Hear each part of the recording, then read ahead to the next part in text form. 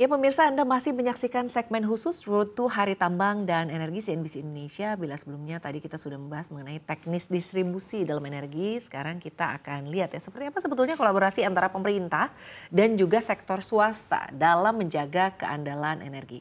Dan masih bersama kami Direktur Utama PT RMK Energi Tbk atau RMKE, Bapak Vincent Saputra, dan juga staf khusus Menteri ESDM bidang percepatan penyelesaian isu strategis, Bapak M. Pradana Indra Putra. Baik, saya ingin ke Pak Dana terlebih dahulu. Pak Dana, salah satu aspek penting dalam ketahanan energi adalah pemerataan akses listrik. Betul. Tapi kita tidak pungkiri bahwa sampai dengan saat ini akses listrik di Indonesia nih Pak belum benar-benar merata. Betul. Tadi Anda menyampaikan bahwa ada target-target yang ingin dicapai oleh pemerintah, salah satunya adalah akses. Ya. Yang kedua adalah keterjangkauan begitu ya. Lalu juga keandalan. Betul. Nah, bagaimana upaya yang akan terus dilakukan oleh pemerintah dan sebetulnya apa sih Pak selama ini yang menjadi kendala begitu, bahkan mungkin di Pulau Jawa saja begitu ya, yang artinya mobilitasnya cukup tinggi begitu. Ini masih banyak daerah-daerah yang mungkin belum mendapatkan listrik secara maksimal. Ya, setuju Mbak Sinta. Jadi memang ini menjadi salah satu masalah atau saya bilang tantangan ya, yang kami akui pertama kali kami masuk di Kementerian SDM. Jadi kami targetkan insya Allah mudah-mudahan legacy yang akan kami tinggalkan itu soal akses atau pemerataan tersebut. Jadi ini yang membedakan kita. Contoh misalnya Mbak, tadi saya sebutkan sebelumnya, di RUPTL sendiri, dari investasi tadi lebih dari 2.000 triliun rupiah.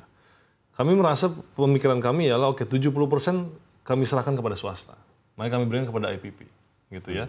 Pemerintah dan BUMN fokusnya tadi bicara soal aksesnya. Jadi yang pertama ada transmisinya dulu. Nah kami insya Allah rencana kalau kami. Kalau pasokannya aman ya Pak ya? Yes, kalau pasokan aman. Ini memang listriknya yang kita harus tingkatkan, kira-kira seperti itu. Nah pembangkitnya udah ada. Jalur transmisi yang belum mencukupi. Maka target kami ialah membangun 48.000 km sirkuit. Kira-kira gitu. Transmisi di seluruh Indonesia. Dari Sumatera sampai ujung timur, Kalimantan semuanya. Agar apa? Kalau misalnya nanti ada satu pembangkit yang misalnya dia over capacity misalnya. Itu bisa diberikan kepada daerah-daerah yang misalnya memang yang masih membutuhkan. Kira-kira seperti itu. Jadi yang pertama ialah soal transmisi. Yang kedua apalagi sih misalnya katakanlah kita berpikir bagaimana caranya localize the problem. Ya, nah ini dengan cara apa tadi misalnya? Nah, mungkin Mbak Sinta dan Pak Vincent udah pernah dengar Pak Presiden ingin juga membangun yang 100 gigawatt, 1 gigawatt per desa misalnya gitu ya. Dan ini udah kami hitung juga. Tapi sebelum itu pun memang kami sudah punya programnya. Yang tadi saya bilang juga sebelumnya, kita punya LISDES, listrik desa, kita punya BPBL, kira-kira gitu ya. Ini murni APBN. Kita udah data semuanya dengan PLN, oh desa kita kurang lebih 5.000 desa. Dusun kita kurang lebih 5.000 dusun. Gitu ya. Nah kita pikir oke gimana, oke pakai APBN. Kurang lebih 63 triliun rupiah. 1,2 juta pelanggan. Nah dalam 5 tahun udah kami bagi nih Mbak. Kira-kira gitu ya. Udah kami bagi tapi insya Allah 5 tahun ini seluruhnya 10.000 desa dan dusun ini akan kami akan kami cover.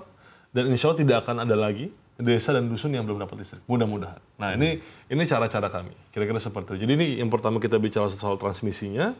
Yang kedua kita juga bicara soal bagaimana kita bisa membuat satu skema yang kita localize kepada desanya masing-masing. Dan mudah-mudahan kita akan pakai solar panel juga. Gitu. Dan kita juga cukup beruntung bahwa kita akui memang teknologi ini plays a very big role di sini. Kenapa? Karena kalau misalnya kita bisa pakai panel surya sekarang, karena panel surya sekarang makin murah. Baterainya pun makin murah, kira-kira seperti itu. Jadi kita bisa educate. Kita ada opsi lain ya? Yes, betul. Jadi itu kurang lebih yang kami lakukan, Mbak. Kurang lebih itu. Baik, menyambung apa yang disampaikan oleh Pak Dana ya, Pak Vincent. Ini kan dari sisi kontribusi sosial, RMKE memiliki inisiatif langsung untuk berhubungan dengan kebutuhan energi masyarakat. Misalnya mendukung elektrifikasi di daerah-daerah sekitar tambang atau juga jalur distribusi. Nah sejauh ini seperti apa atau langkah-langkah apa saja yang sudah dilakukan? Ini kan daerah-daerah remote ya, mungkin belum bisa terlistriki secara optimal begitu. Ya kalau kita secara langsung belum banyak hal yang untuk mendistribusikan listrik secara langsung. Tetapi memang kita bekerja sama dengan beberapa perusahaan yang mereka membangun PLTU di mulut tambang dan juga kita membuat infrastruktur sehingga akses batu bara dari tambang sampai ke pembangkit-pembangkit itu menjadi lebih baik. Kontribusi itu yang bisa kita lakukan saat ini. Baik, jadi artinya bersama-sama ini kerjasama dari pemerintah maupun juga sektor swasta ya. Iya. Nah kalau dari pemerintah sendiri sejauh ini sebetulnya dilakukan artinya pengawasan-pengawasan tidak sih Pak? Artinya bagaimana sebetulnya sektor swasta tadi Anda menyampaikan kan ada 70% yang memang diserahkan ke sektor swasta. Apakah ada report, seperti apa reportnya terkait dengan bagaimana upaya mereka untuk bisa memberikan akses-akses dan juga transmisi listrik itu sendiri. Seperti apa sih Pak? Oke, jadi pertama gini, kita perlu pahami semua, mungkin bagi para pemirsa juga bahwa dari 100% misalnya katakanlah pembangkit yang ada di seluruh Indonesia, kurang lebih itu PLN itu 70% lah. Ya. Sisanya swasta. Jadi dia juga punya WILUS namanya, atau wilayah izin usaha listrik sendirilah kurang lebih. Nah itu ada di beberapa tempat. Nah di PLN sendiri, itu 40% bahkan IPP. Jadi kalau kita bicara swasta, jadi sebenarnya swastanya gede banget perannya di dalam sektor kelistrikan Indonesia. Yang kedua memang, kami juga sudah berkomitmen dengan PLN. Kita kan RUPTL ini 10 tahun. Tapi 10 tahun ini kan panjang. Nah kita bilang sama PLN dari Kementerian SDM bahwa kami akan mengevaluasi per tahunnya. Gitu. Coba tolong PLN membreakdown dari perencanaan 10 tahun ini per tahunnya seperti apa. Mana dulu yang akan dibuat, transmisi mana dulu yang akan dibangun. Nah ini akan kami evaluasi dengan PLN bersama. Gitu ya kan, karena kita melihat dengan beberapa aspek. Yang pertama kita lihat pastinya terhadap daerah 3T. Ya kan? Nah ini APBN akan masuk di sana. Kita prioritaskan dengan negara akan berperan di sana, akan hadir di situ. Yang kedua, misalnya katakanlah daerah yang paling mudah dulu. Yang paling mudah dibangun pembangkitnya. Kalau kita bicara soal sumber energinya Mbak, ini kan juga perlu diperhatikan. Contoh misalnya angin. Angin tuh nggak bisa semua daerah. Gitu kan? Misalnya katanya di Sulbar, di Sulsel tuh beda anginnya. Nah itu kita lihat mana yang paling bagus, mana yang paling stabil. Itu kita lihat juga misalnya. Ketiga apalagi sih misalnya kita lihat mana yang paling affordable sekarang. Dari semua yang energi baru terbarukan misalnya. Dan mana juga yang paling misalnya paling besar kapasitasnya. Misalnya gitu ya. Saya kasih contoh lagi Mbak Sinta. Untuk perizinan geotermal misalnya. Mungkin kemarin Bu Dirjen EBTK udah bicara di beberapa forum gitu ya. Kita sudah menyederhanakan perizinannya. Gitu. Dan harapan apa? Karena geotermal ini sekali buat dia besar kapasitasnya. Ada yang 100, minimal 50, ada bahkan yang 200 kira-kira gitu. Jadi harapan kita untuk geotermal pun juga cukup tinggi sebenarnya. Kenapa? Karena load-nya besar sekali.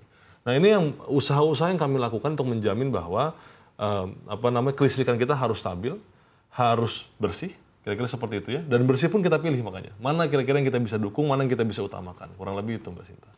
Baik, terima kasih. Saya ingin bertanya kembali ke Pak Vincent. Sejauh ini bagaimana kolaborasi atau hubungan atau diskusi-diskusi, komunikasi dengan pemerintah terkait dengan upaya tadi ya menyediakan pasokan listrik yang cukup baik ke depannya seiring dengan juga tadi sektor logistiknya terus didorong bagaimana tetap bisa baik, bagaimana daerah-daerah Indonesia ini bisa terlistriki dengan baik. Langkah apa juga yang dilakukan oleh RMKE untuk bisa berkolaborasi dengan pemerintah?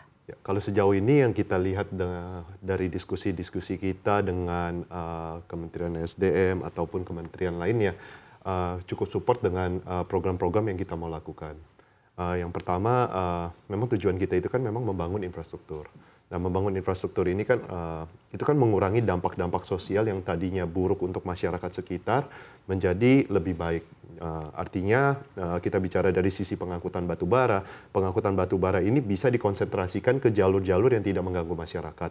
Yang kedua, ke depannya kita sebagai perusahaan selalu melihat ada kesempatan seperti apa lagi nih untuk ke depannya di luar dari industri batu bara ini sendiri. Artinya kita nggak cuma hanya fokus di batu bara, tetapi seperti yang tadi Pak Dana sudah jelaskan, dengan ada beberapa aturan-aturan, ada beberapa program-program pemerintah untuk kedepannya, baik itu geothermal atau yang lain, itu juga menjadi opsi buat kita karena secara nature ini kita perusahaan infrastruktur dan energi.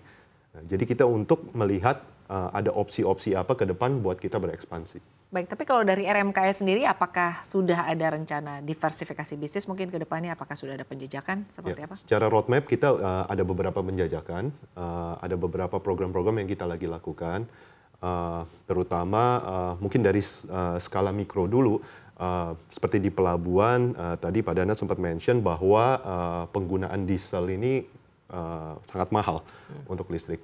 Nah, kita sedang mengkaji apakah kita akan membangun pembangkit listrik PLTS mini untuk infrastruktur kita dan truk pengangkutan kita. Sebagian juga kita lagi studi dengan beberapa konsultan untuk menjadi truk EV.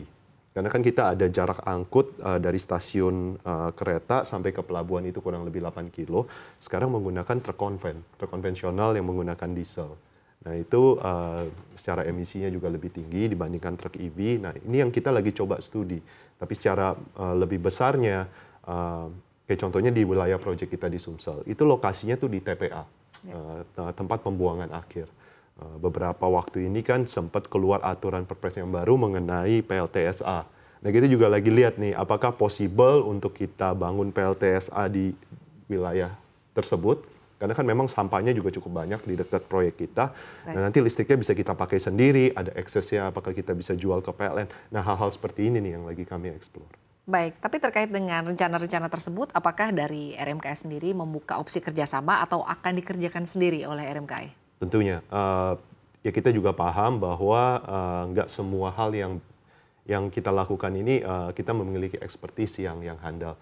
Kita selalu open dengan kolaborasi baik dengan swasta ataupun dengan BUMN untuk mencari teknologi atau alternatif terbaik yang cocok dengan wilayah kerja kita.